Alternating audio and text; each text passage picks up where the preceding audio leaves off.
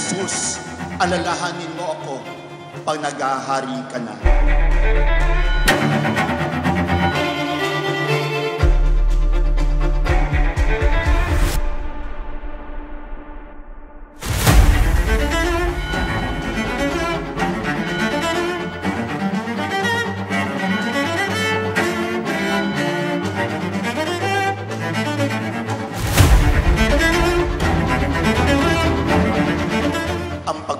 At pagpapahayag ng kung hanggang saan tayo kamahal ng Diyos ay lalong higit na kanyang pinagpatibay kung papaano niya ginanap hindi lamang sa pagdampot ng tinapay at pagkuha ng saro ng may lamang alak, kundi hayagan niyang ipinakita ang tunay na paghahandog, ang tunay na pagbububo ng kanyang sarili sa pag-uunat ng kanyang mga kamay at ng kanyang mga paa sa kanyang pagkapako sa krus sa Kalbaryo.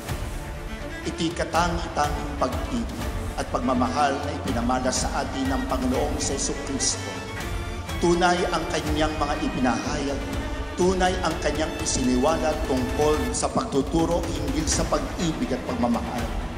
Sapagkat sabi mismo ng Panginoong Jesus, walang pag-ibig pa ang hihigit pa kundi ang mag-alay ng kanyang buhay para sa kanyang minamahal.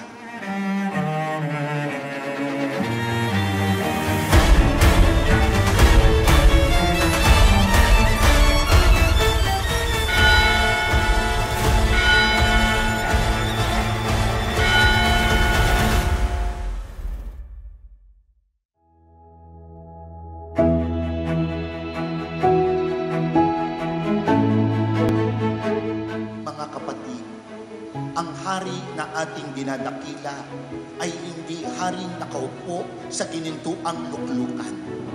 Kung hindi, ang haring ating dinadakila ay nakaupo sa krus na sa kanya'y pinagpakuan. Ano ang krus? Ang krus ay tanda kung gaano kaibig at kamahal tayo ng Diyos. Ang krus ay tanda kung papaanong ang isang pagiging masunurin sa kalooban ng Diyos ay handang magbata ng hirap, ng sakit, ng pagtitiis, ng kalumbayanan, sapagkat nag-aahari sa Kanya ang higit na mabuti at anito ang nauunawaan kung ano ang kalooban ng Diyos na Kanyang sinusunod, na Kanyang sinusunod. Sapagkat sa kabila ng hirap at pagbabata ng pagdurusa at pagpapakasal ay mayroong pagtatagumpay.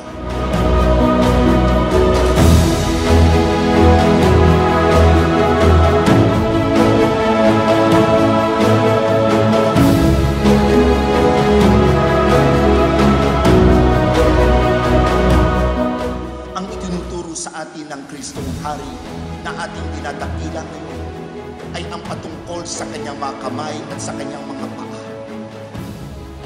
na dumama at lumakad sa ibabaw ng daigdig. Ang kanyang mga kamay ay dumama ng iba't ibang loobin ng mga taong kanyang nakakasalamuhan.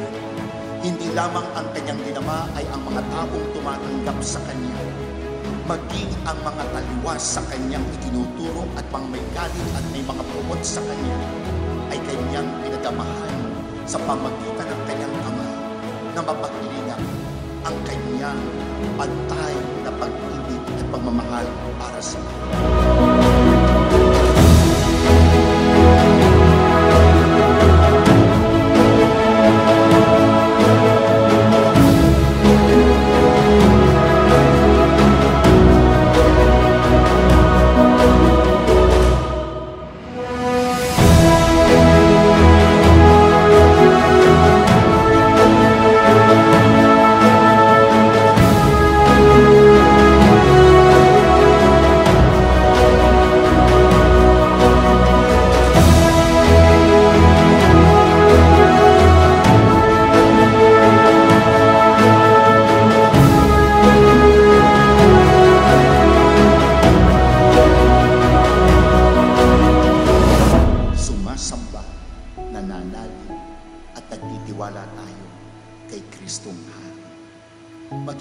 matulad sana tayo ng isa sa nakabayubay sa krus sa Kalbaryo kung papaano niya kinilala si Jesus. Jesus, sa iyong paghahari, kapag naghahari ka na, isama mo ako. At ang sasabihin sa atin din ni Jesus, kung tayo nagtataglay ng pananalig at pananampalataya sa kanya bilang hari ng ating buhay, na yun din, ipagsasama kita sa paraiso. Isang mabiyayang araw po ng Kristong Hari sa ating lahat. Viva Cristo Rey! Viva! Palapakan po natin ang Panginoon.